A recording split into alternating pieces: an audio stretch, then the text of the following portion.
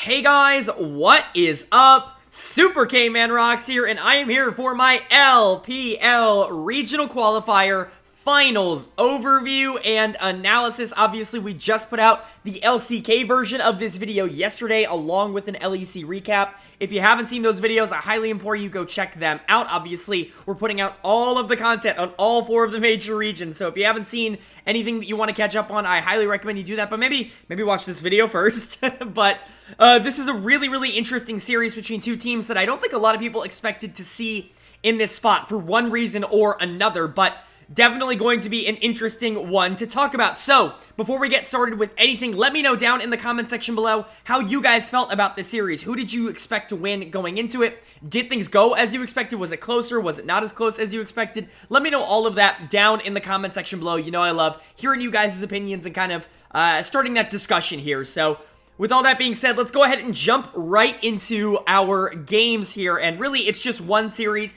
It is the finals of the regional qualifier. The winner of this series is going to be the 4th and final team to head to the 2022 World Championships as a representative of the LPL. So it's a very important game. It is win or go home, and it is the final series in the LPL in summer of 2022. So, what do we have? Well, we have a matchup between our 3-seeded Royal Never Give Up team and our 6-seeded LNG Esports team. So, definitely two teams that, you know, like I said, not a lot of people expected to be here, but for vastly different reasons. RNG won Spring, won MSI.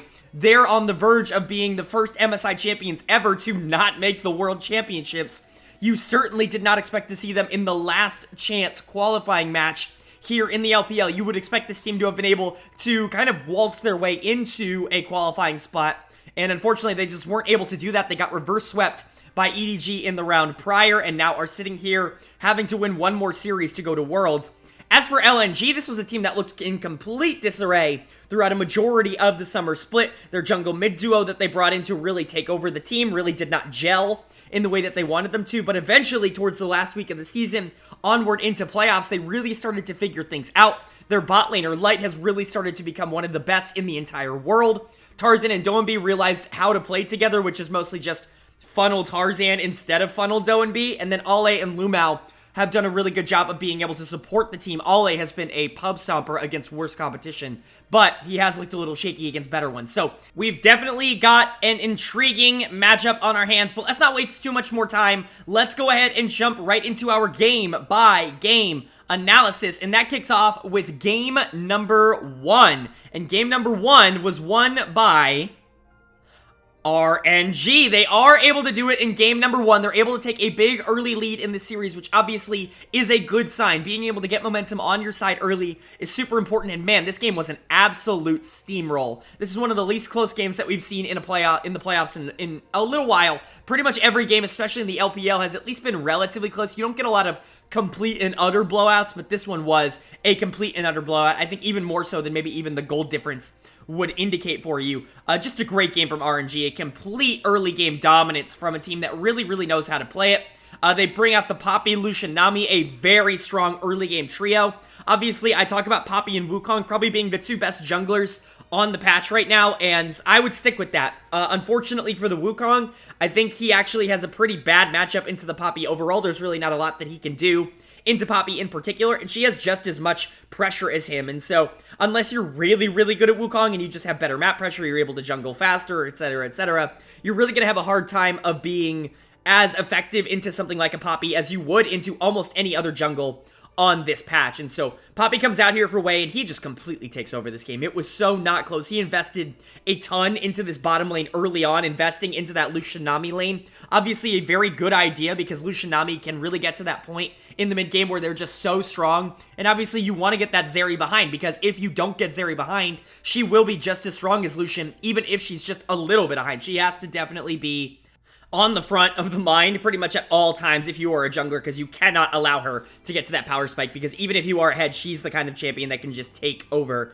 the end game. Maybe a little less so now that people have started to realize how to play around her, but still definitely something to keep in mind. The Lucian and the Nami play phenomenal here. Gala and Ming really show up in game number 1. I was very critical of them in the series against EDG, mostly because I just wanted to see more out of Gala in the last 3 games, where it really felt like he did not show up in any of them, and that was definitely concerning for me. But you're going against slightly worse competition here in Light, and I'm a big fan of Light, like, don't get me wrong, but Gala's still pretty damn good at this game, and he is able to take advantage of the early lane matchup here that Lucian Nami provides you. Obviously, you should have the opportunity to be able to shove, to be able to contest, pretty much anything to be able to rotate to objectives significantly earlier, and Gala and Ming are smart enough players to be able to take advantage of that. One of my problems with Gala and Ming all year long have been the fact that they don't push lane nearly as much as they should. They don't play the Lucian Nami, even though they're one of the best, if not the best, bot lane duos in the region. They often play for late game, and I just haven't liked that strategy nearly as much. It's good to see them pull this out here in the regional qualifier and do so well on it. This is something I would like to see them go back to, at least relatively consistently, because of how good they are on these 2 champions. So big props to Gala, big props to Ming, but especially big props to Wei. He's going to get my player of the game in game number 1 for RNG. Like I said, completely took over the map, not only helped the bot lane get ahead, but you have this matchup in the top lane. You've got the Jax versus the Gnar. You want to create that side lane pressure, that split map pressure on the Jax. You have to make sure the Gnar is in a spot where he's not going to be able to answer, and he's not going to be able to easily stop this Jax from pushing over and over again. And Wei's kind of, decision-making on that front was really, really good, because he really just said, like, all A in the mid-game is going to get killed over and over and over again. Even if it's not Breathe that's getting the gold, we need to set all A behind generally so much so that Breathe can just be out on the map collecting towers basically for free. And it was really, really simple. I'll get to all A in a bit, but really, really easy to do that in this game. And Wei did a really good job of both managing the early game, the mid game, and then by the late game, it was so completely over that nothing else really mattered at that point. Xiaohu with a good game of Azir, but honestly, it didn't really matter all that much. He played it fine, just not all that unbelievable. For LNG, just not the game you wanted to start off the series with. Obviously, you're going into this probably with a little bit of an underdog status. Nobody really expects you to be able to take on the MSI champions in a best of 5, at least in the same way that a team like EDG was able to do in the previous series. But you come out and you do get kind of embarrassed in game number 1. Light and Lumao get absolutely destroyed in the 2v2 bot, and then when Sway starts investing in that lane as well, it's really not even close. Tarzan just gets completely out-jungled. Wukong really thrives on early pressure and doesn't really snowball nearly as hard as he does into the late game if he doesn't have laners that he can rely on, and unfortunately, in this game, he didn't really have any winning lanes. And then my dud of the game is going to go to Ale in the top lane on this Gnar, who in the early game really wasn't all that bad, but it was the mid game that was really, like, unbelievable. He had 0 vision pretty much anytime he went to go clear waves, and RNG made it a priority to make sure that if he had no vision, and if they knew they had no vision, they were just going to go and kill him over and over and over again. There were so many times that Ale just stepped up to take a wave in the mid game and was just punished for it really, really hard. And so overall, not a good game from Ale. I need to see some more macro presence from him. He's always been fine in the laning phase, and he's able to take advantage of weaker players in that regard, like Rich in the previous series. But when he's going up against someone that's not going to offer the same amount of, easy pushback in the laning phase, he needs to play the macro significantly better, especially when he's going to play a team fighter like Gnar. And so overall, not a good game from Ale. You definitely need him to step up. This has become a little bit of a trend for him, that he has been really, really good against bad players, and not bad players, but worse players, and really can get punished against teams that know how to punish bad macro decisions. So definitely need to see some improvement from Ale, but overall, just for LNG, I need to see some improvement on this team. Tarzan got completely out-jungled. Light and Lumao could not step up to Gala and Ming. You guys need to start playing champions that you're more comfortable on, or champions that you feel you can get that early impact on, because you cannot allow the game to spiral out of control quite like this. It got to the point by like the 10-15 minute mark that it was going to be a pretty big miracle if LNG was going to be able to come back. And so you need to create those advantages early so that you at least have a chance to be able to play out the late game a little bit better, because at the end of the day, you're probably not as talented as RNG. So if you're going to beat them, you need to just get item and gold leads on them and be able to brute force your way to the end. And that would be my strategy for LNG. As for RNG, just keep doing what you're doing. If you win the early game, the game is basically over. Because RNG as a team does a very, very good job at being able to take that early game and translate it into the mid game, into the late game. If they can just do that consistently, that was their problem in the EDG series, is that they started losing a lot of the early games. And so if they can just consistently start winning the early games here in this series, this should be a pretty free one for RNG. But obviously, the series is not over. It's only one game in. Game 2, a very important one to see if we can tie up the series at 1-1. So, who is going to win game number 2? Well, the winner of game number 2 was RNG. They are able to take game number 2 here and set themselves up to go 2-0 up in this series against LNG. Let's not call it a series already, though, because as we know, just a couple of days ago, RNG went 2-0 up in a series and weren't able to close that one out, getting reverse swept by EDG. I'm not going to say the same fate is possible here today, but it's certainly something that is probably on the minds of all of these RNG players. But let's go ahead and talk about game 2 while we're at it. Let's start with RNG because we start with the winners here on this channel.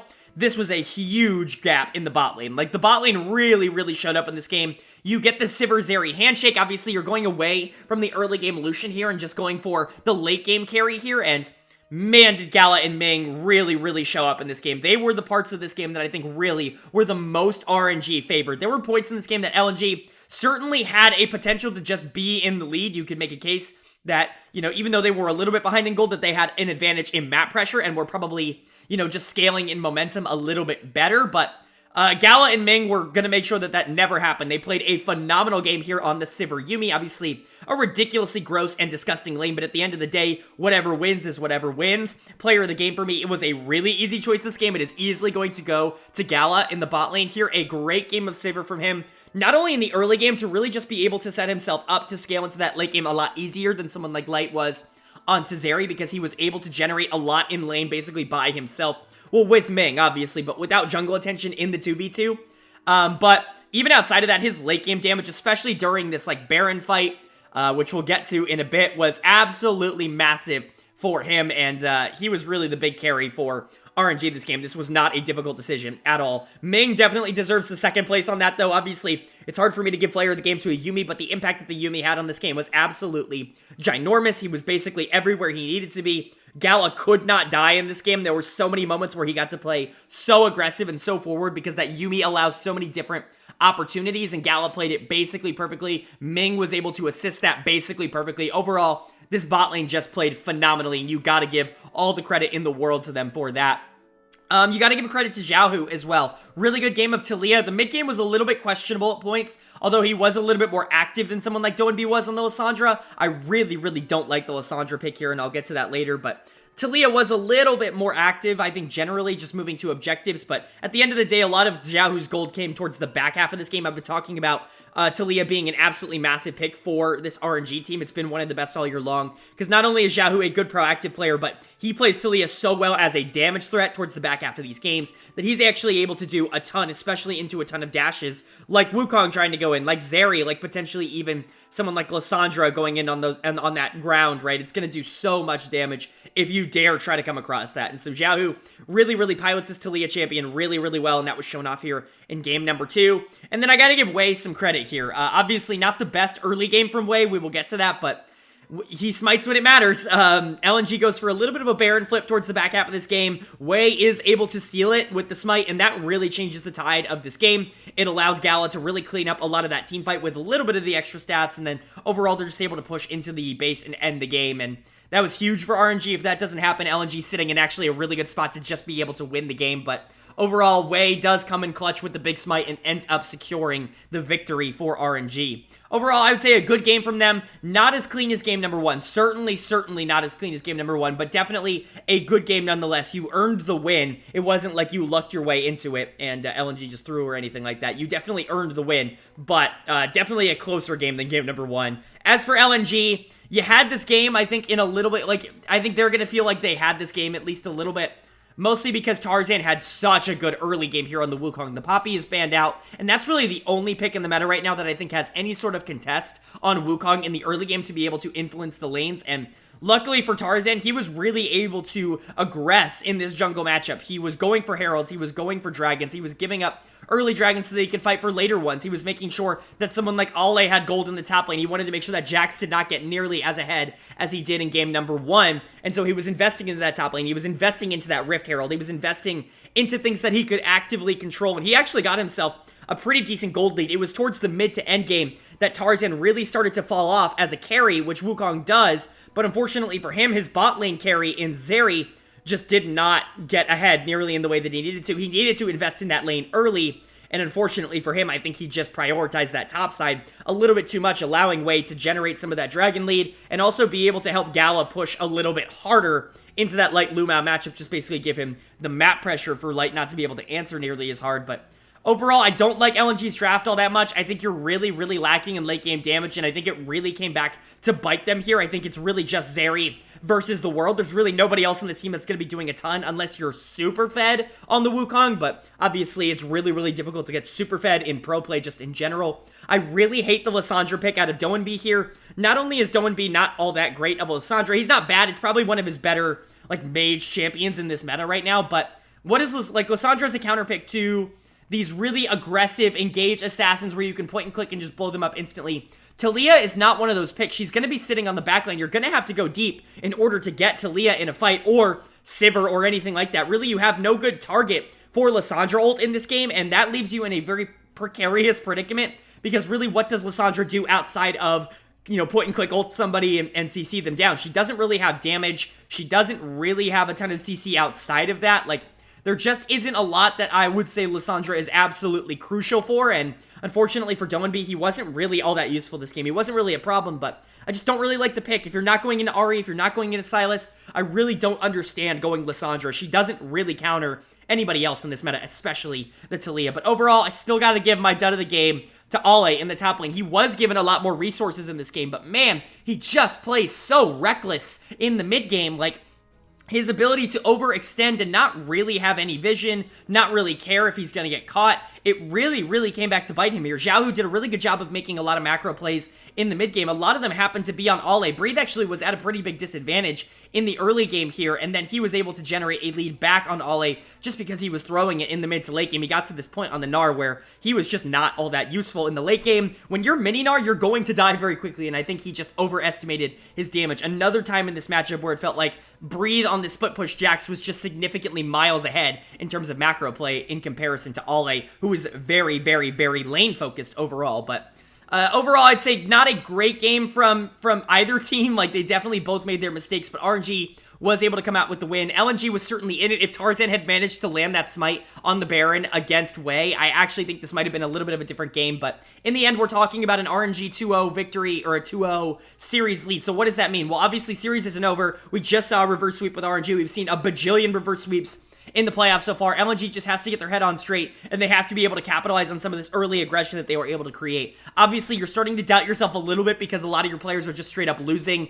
in their 1v1 or 2v2 in the lane, but if Tarzan can generate a lead for Light and Lumao in the bottom lane, I think the series is going to be a ton easier. They're really the players that you have to play through on the side of LNG, because if Gala and Ming get ahead, they're probably just going to be able to end the game for RNG. So, is LNG going to be able to change up the formula and keep their series alive here, or is RNG going to secure their spot at the World Championships with a pretty dominant 3-game sweep? Well, the winner of game number 3 was LNG. They are able to pick up the Game 3 win and keep their season alive here against RNG in what was a just complete steamrolling. This is what I wanted to see out of LNG. I wanted to see them play the comp that RNG had been playing all series long and be able to dominate on it here. You pull out the Jax yourself for Ale, something that can win in lane and can also take over the game late. You do have to have a little bit more macro sense, but Ale, you know, just give him a little bit more protection, it'll be fine. You pull out the Lucian Nami in the bottom lane. That's something that's been super, super useful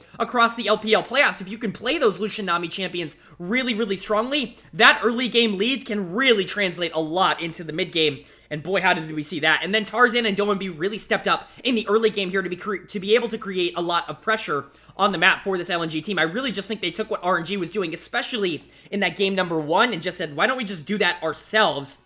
And then really succeeded on it. Like, big shout out to them. It was a really, really, really good game from LNG. We got to talk about the bot lane. Obviously, I've been talking about how Gala and Ming have been just better than Light and Lumao so far in this series, mostly because I think they've been given slightly more opportunities to be better, but they're also the better bot lane. But here you give Light and Lumao the opportunity to say, okay, we're going to be the ones that can play aggressive. We're going to have our jungler, the Trundle, coming bot lane, and we're going to have him really trying to make plays for us. We're going to try to push this advantage in the early game, and they're able to execute on it really, really well. Gala and Ming really do not often lose lane. That's kind of been their calling card all split long, is the fact that they may not always dominate lane, but they never really get behind, and man, Light and Lumao absolutely dominated this laning phase. It was disgusting to watch. Light was phenomenal. A very, very easy choice for player of the game in game number 3 here on the Lucian. A great game from him, and he really has proven throughout the regional qualifier here, throughout the playoffs. I mean, the regular season was definitely something, but he's proven, I think, over and over again that he is the best player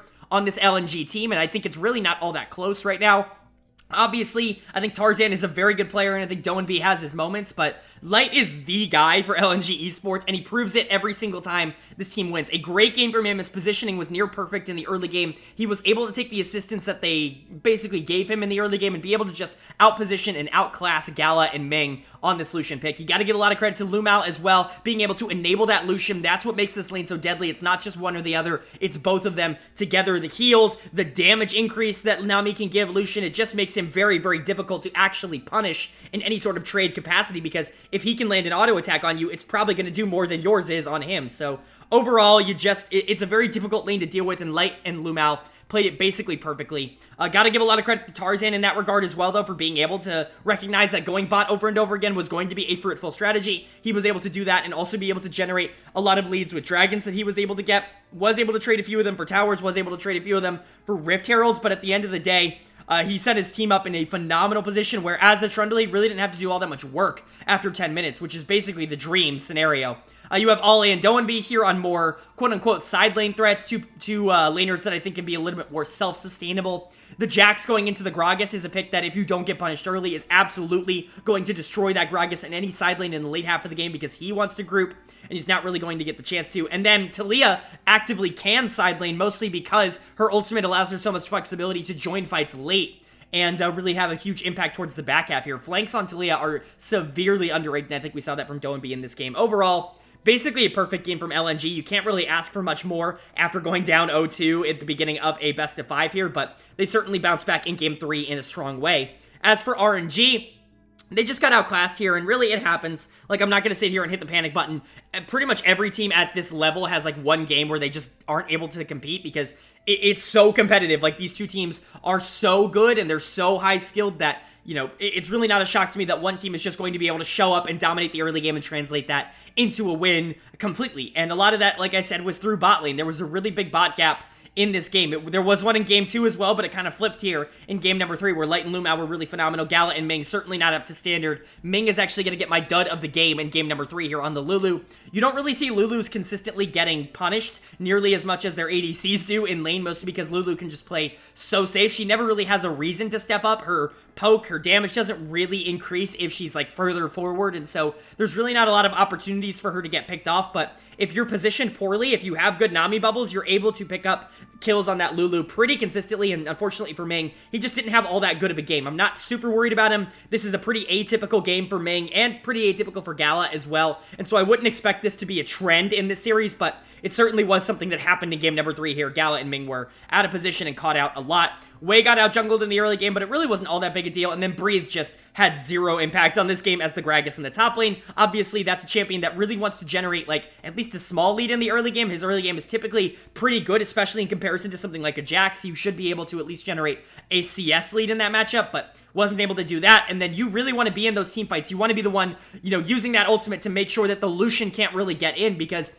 he's going to have to step up in order to do a lot of his damage in the later half of this game. Unfortunately, Breathe was so far behind that he was basically paper by the end of this game. Even if you build tank on Gragas, he's really not going to survive all that long. That's why people tend to go for at least hybrid builds on him, because even if you build full tank, he's really not going to be all that tanky in comparison to like a 7-kill Lucian or something like that. And so yeah, there's really not a lot that they could have done in this game after the bad early game. I'm not going to freak out with this team. I certainly think that there is a way for them to rebound and come back from this, but it does certainly have to be in their head that they just got reverse swept and they went up 2-0 and now they've lost game 3. You certainly don't want to put yourself in a position where you have to go back to a game number 5. RNG wants to finish off this series, I think, in 4 games at this point, but LNG is going to do everything in their power to make sure that they can at least force a game number 5 here and push RNG's mental to the absolute limit. So, which team is going to be able to get their way in game number 4? Is LNG going to keep their season alive, or is RNG finally going to put the final touches on LNG?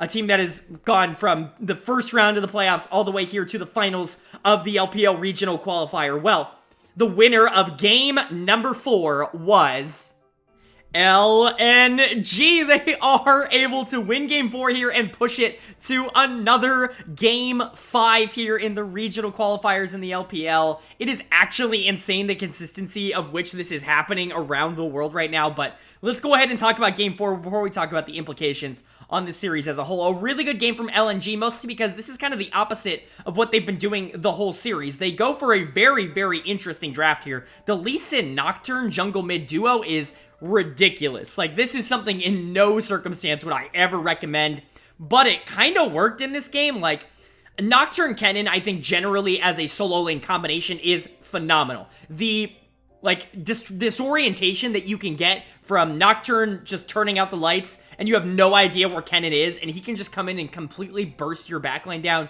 which did happen in this game a couple of times, is absolutely unbelievable and really, really fun to watch, honestly. Like, it's a great combo that I think we've seen a couple of teams be able to pull out successfully. LNG was one of them throughout the playoffs.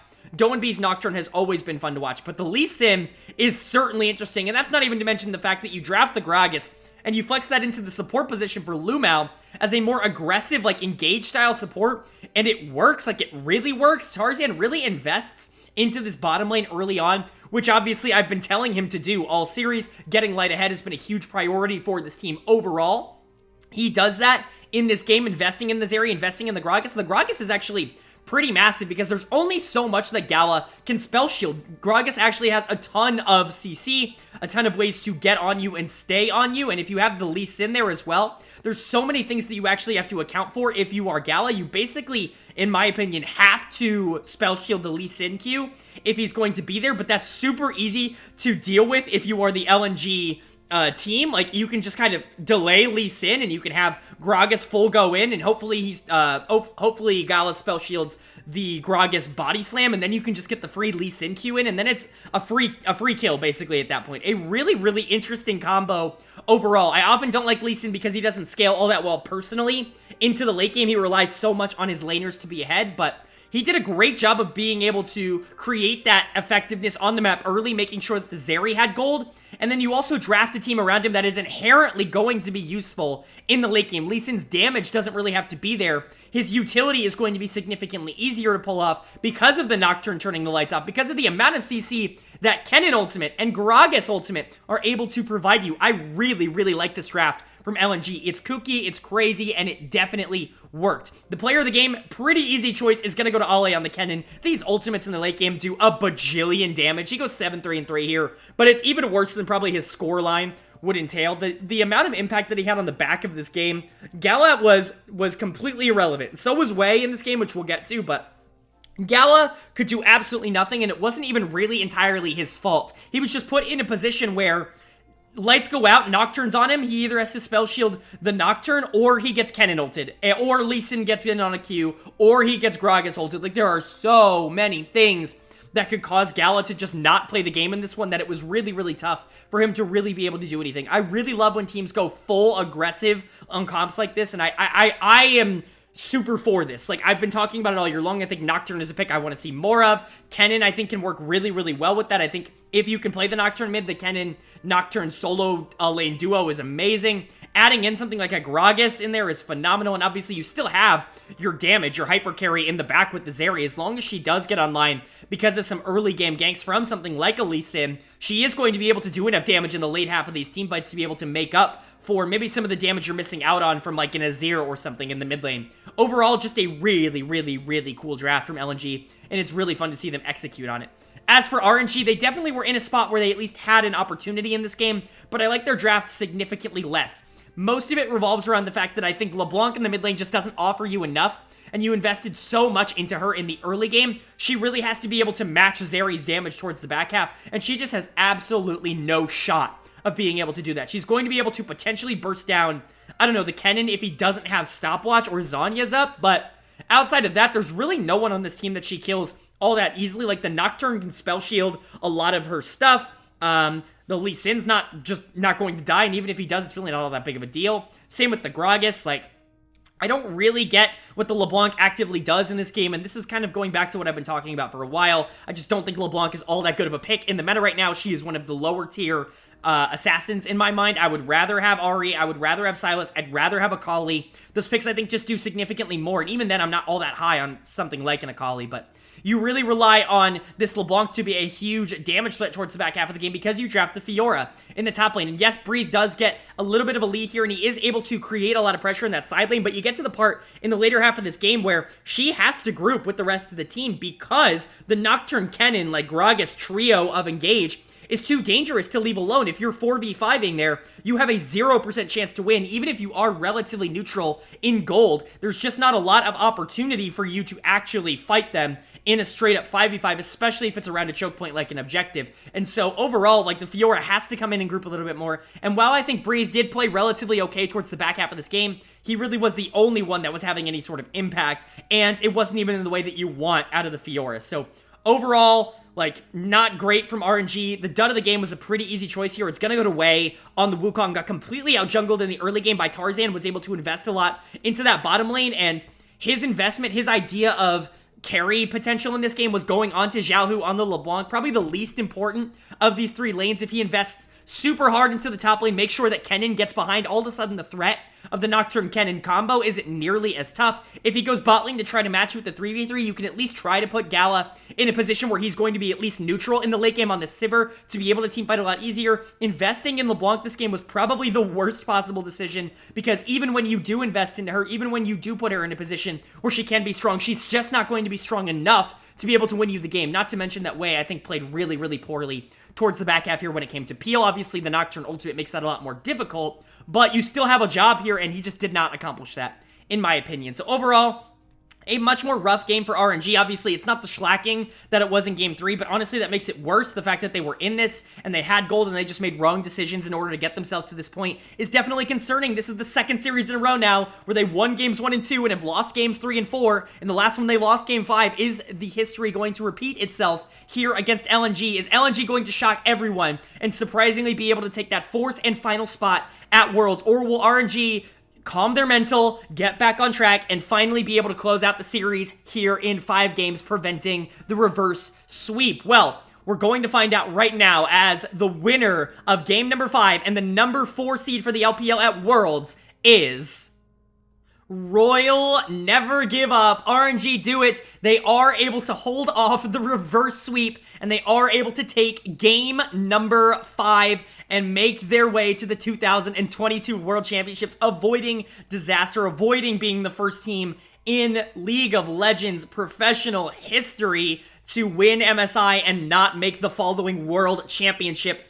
They do it. They pick up a huge win here, and it's off of the back of their new player. Obviously not new at this point, but new in terms of summer. Their player that wasn't at MSI, it was Breathe.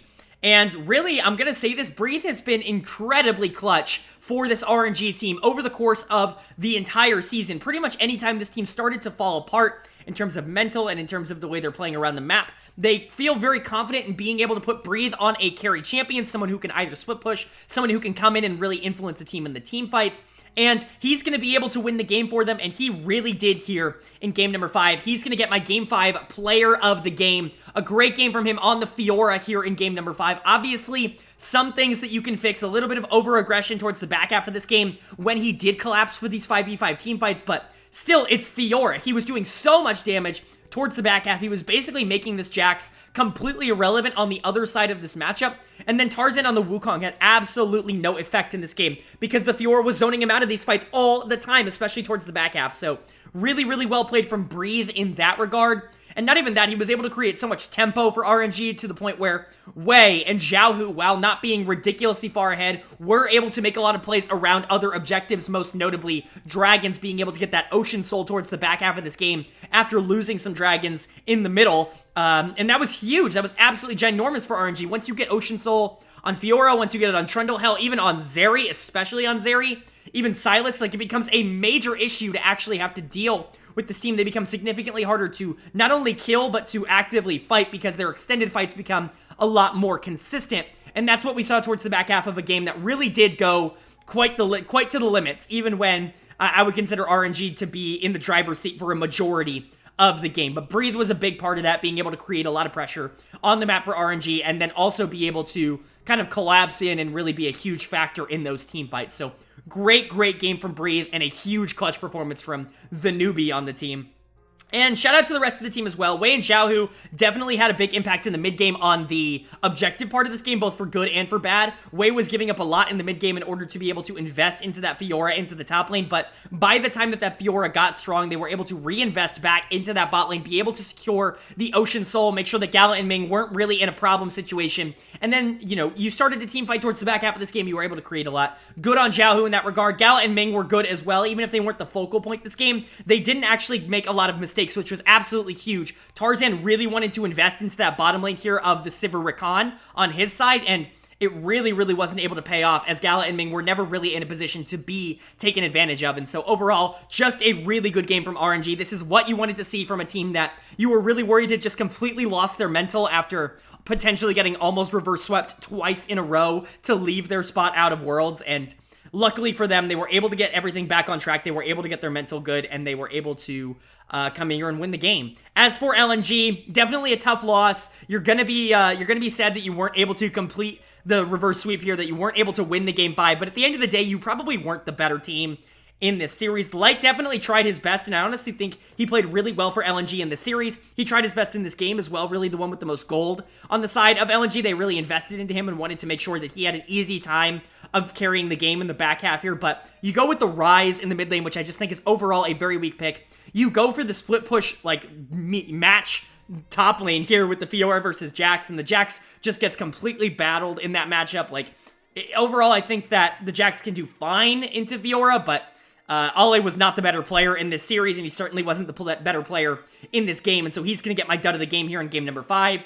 Tarzan, Doanby never really had any sort of macro presence to the same extent that Wei and Xiaohu had. Overall, I think LNG just got outplayed, and you know, outlook-wise for this team on the season, they're going to be extremely happy to make it here. To be the 5th best team in the LPL after the way they played for a lot of this split, I think is going to be positive. Obviously, a lot of people expected this team to be here at the beginning of the year, but they did not play like it for a lot of this year, and so for them to kind of get their head on straight towards the back half, there is definitely a lot of good things to take away. Light is a superstar. Like, he is someone who you can keep on your team and actively be a team that wins the LPL. I really do believe that. We just saw, no offense to Hope, but we just saw a team with a little bit, probably a worse AD carry win the LPL. Light is someone who I definitely think you can build around and can be the central focus of a very good team here in the LPL. Tarzan, I thought, really stepped up his game towards the back half.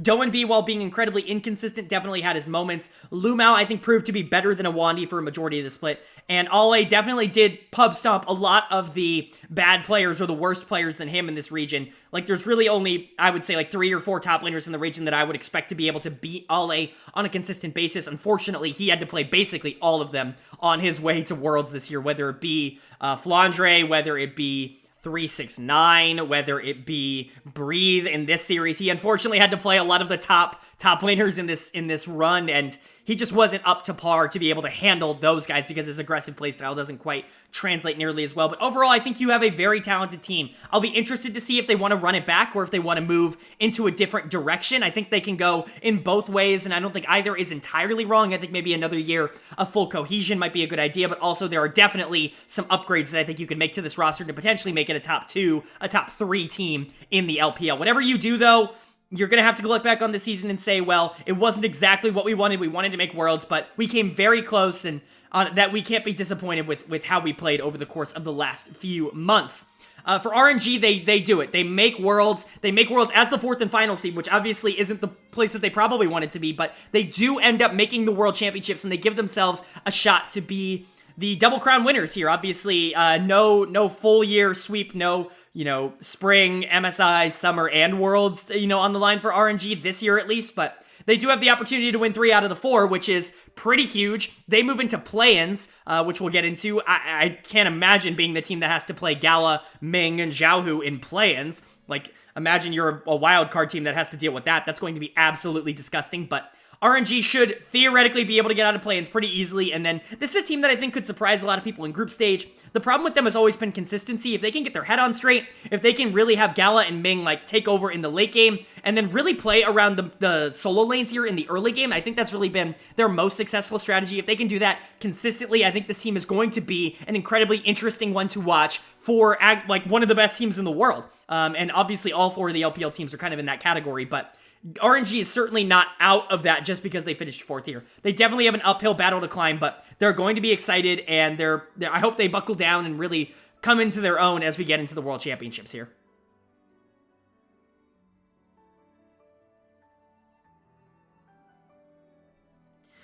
All right, well, that is going to do it, not only for my LPL regional qualifier overview and analysis, but for my LPL analysis in the year 2022. We have done it. We have gone through all of summer. We've gone through all of the playoffs. We have finished the regional qualifier, and our 4 teams at Worlds have been set. JDG is the 1 seed, TES the 2 seed, EDG the 3 seed, RNG, the 4 seed. I feel very lucky to say I truly do believe that we are sending the 4 best teams out of the LPL to Worlds here. JDG and TES are the 2 best, and they've proven that when they played every single time. EDG, very, very narrowly a 3rd. Obviously, TES being able to dominantly beat EDG has been something, but they've been dominantly able to beat pretty much everybody else in the region. And then RNG as the 4 seed, I do believe they have the highest upside out of everybody else left, so I'm excited to see these 4 teams go to Worlds. Honestly, all 4 of them are world title contenders, but it's going to be really tough to stop a team like JDG or TES from being one of those teams that ends up making the World Finals. Obviously, I'm hoping the bracket falls in a fun way where we don't see something like TES versus EDG in the quarterfinals. I want to see these teams be able to play a lot of best of 5s against other international teams. That's my dream, and RNG is included in that as well. Hopefully, all of these teams show up at the World Championships, and they all prove that the LPL is still the Premier League in the world. But that's going to do it for this video. If you guys enjoyed, please go ahead and leave a like down below. It really does help out the channel. Obviously, we've gone through an entire year now of LPL content. If you guys have enjoyed the ride with me, go ahead and leave a like. It really does mean a lot to let me know that you guys are enjoying the content. And if you want to see more of the LEC and the LCS playoff content that we're going to be putting out, obviously they have not quite wrapped up yet. Go ahead and hit the subscribe button. We're also going to be doing full Worlds content on this channel. So if you guys are enjoying what I'm doing and you want to see me cover the World Championships as well, it will really do a lot to hit that subscribe button. Maybe even hit the bell if you want to see when I start posting every single day. But with all that being said, I hope you all are having a great day. I hope you continue to have a great day. And I will see you all later.